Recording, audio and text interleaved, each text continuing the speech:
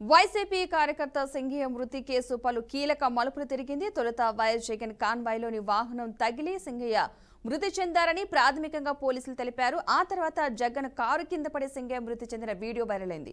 ఇక దీంతో సింగయ్య మృతి కేసులపై గుంటూరు జిల్లా ఎస్పీ సతీష్ కుమార్ స్పష్టత ఇచ్చారు. జగన్ కారు చక్రాల కింద పడి సింగయ్య మృతి చెందారని పలు సెక్షన్ల కింద కేసు నమోదు చేసినట్లుగా తెలిపారు.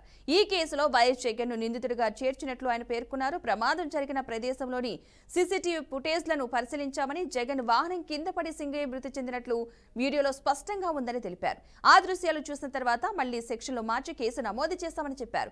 కారు డ్రైవర్ రమణారెడ్డితో పాటు వైఎస్ జగన్, నాగేశ్వరరెడ్డి, సుబ్బారెడ్డి, పేర్ని నాని, విడుదల రజనీపై కేసు నమోదు చేశామన్నారు. దొరికిన ఆధారాలతో కేసు విచారణ చేపట్టామని చెప్పారు. 14 వాహనాలకు మాత్రమే అనుమతి ఇచ్చామని, కానీ 50 వాహనాల్లో వైసీపీ శ్రేణులు వచ్చారన్నారు. చట్టపరంగా నిందితులపై చర్యలు తీసుకుంటామని ఎస్పీ సతీష్ కుమార్ వెల్లడించారు. మనకి 18/6/2025 ఎక్సీఎం గారు సతనపల్లి స్టాచ్యూ అన్వీలింగ్ కి వెళ్ళడానికి ఒక కాన్వాయ్ అంటే 11 వెహికల్ ప్లస్ 3 వెహికల్ పర్మిషన్ ఇవ్వడం జరిగింది. కానీ మన తాడేపల్లి నుంచి సతనపల్లి స్టార్ట్ చేసినప్పుడు దాదాపు 50 వెహికల్స్ లో మన ఏటుకూరు రోడ్ బైపాస్ దగ్గర వచ్చినప్పుడు అక్కడ ఒక యాక్సిడెంట్ జరిగింది. యాక్సిడెంట్ జరిగినప్పుడు అక్కడ ఒక పర్సన్ లాండ్ లో పడుకు పెట్టడం జరిగింది. ఇన్ఫర్మేషన్ వచ్చిన తర్వాత మనం 108 అంబులెన్స్ కి చెప్పి హాస్పిటల్ తీసుకుని వెళ్ళడం జరిగింది.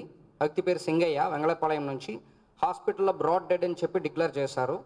అప్పుడు వాళ్ళ వైఫ్ లూర్ది మేరీ ఇచ్చిన కంప్లైంట్ మేరకు మనకి 106 సబ్ క్లాస్ 1 మేరకు మన కేసు రిజిస్టర్ చేయడం జరిగింది. తర్వాత మనకు ఉన్న సీసీటీవీ ఫుటేజ్, తర్వాత డ్రోన్ వీడియోస్, తర్వాత అక్కడ నిలబడుతున్న వాళ్ళు తీసుకున్న వీడియోస్, ఇదన్నీ తర్వాత విట్నెస్ స్టేట్మెంట్స్ పరంగా మనకు ఎవిడెన్సెస్ వచ్చింది. దానిట్లో ఒకటి మనకి ఒక వీడియో దొరికింది. దానిట్లో ఏంటంటే ఎవరు చనిపోయారో సింగయ్య మన ఎక్సీఎం గారు వెహికల్ ఫార్చునర్ వెహికల్ వీల్ కిందకి వాళ్ళు పడిపోవడం, దాని వెహికల్ టైర్ ఎక్కుతున్నట్టు ఒక వీడియో మనకి ఎవిడెన్స్గా దొరికింది. దాని మేరకు మనం 106 సబ్ క్లాస్ 1 బిఎన్ఎస్ సెక్షన్ని మళ్ళీ 105 బిఎన్ఎస్ కిందకి మనం మార్చడం, అలాంగ్ విత్ 49 బిఎన్ఎస్ కిందకి సెక్షన్ని మార్చేసి దానిట్లో ఉన్న డ్రైవర్, తర్వాత ఎక్సీఎం గారు, తర్వాత నాగేశ్వర్ రెడ్డి, సుబ్బారెడ్డి గారు, పెర్నాని అండ్ విడుదల రజన్ గారు అందరినీ కూడా అక్యూజ్డ్ కాలంలో యాడ్ చేయడం జరిగింది.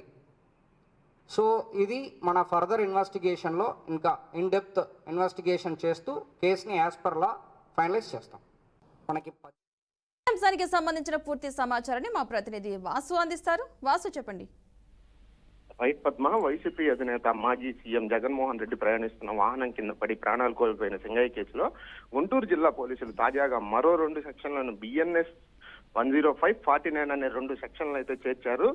బిఎన్ఎస్ 105 సెక్షన్ ప్రకారం హత్య కిందకు రాని culpable homicide not amounting to murder నేపథ్యంలో ఒక వ్యక్తికి చావు కారణమైనప్పుడు ఈ సెక్షన్ అయితే పెడతారు. అటు జగన్మోహన్ రెడ్డితో సహా మిగతా నిందితులపై కూడా ఇదే సెక్షన్ అయితే పెట్టారు. నేర నిరూపణ జరిగితే ఈ సెక్షన్ కింద జీవిత ఖైదునైతే విధించవచ్చు. ఇది నాన్ బెయిలబుల్ సెక్షన్ జరిగిన నేపథ్యంలో, ఇది నాన్ బెయిలబుల్ సెక్షన్ అయిన నేపథ్యంలో నేర తీవ్రతను బట్టి 5 నుంచి 10 ఏళ్ల వరకు జైలు శిక్ష, జరిమానా విధించేందుకు వీలుంది. దీనికి తోడు నేరానికి ప్రేరేపించిన అభియోగంపై బిఎన్ఎస్ 49 అనే సెక్షన్ కూడా పెట్టారు. ఈ కేసులో కొత్తగా అయితే చేర్చారు. తొలుత నిర్లక్ష్యం వల్ల చావు కారణమయ్యారంటూ బిఎన్ఎస్ 106(1) సెక్షన్ కింద పోలీసులు కేసును నమోదు చేశారు. తాజాగా దర్యాప్తులో లభించిన సీసీటీవీ ఫుటేజ్లు, వీడియోలు, డ్రోన్ దృశ్యాలన్నింటినీ పరిశీలించిన తర్వాత ఇది కల్పబుల్ హోమిసైడ్ అని నిర్ధారణకు వచ్చి ఈ సెక్షన్ అయితే జత చేశారు.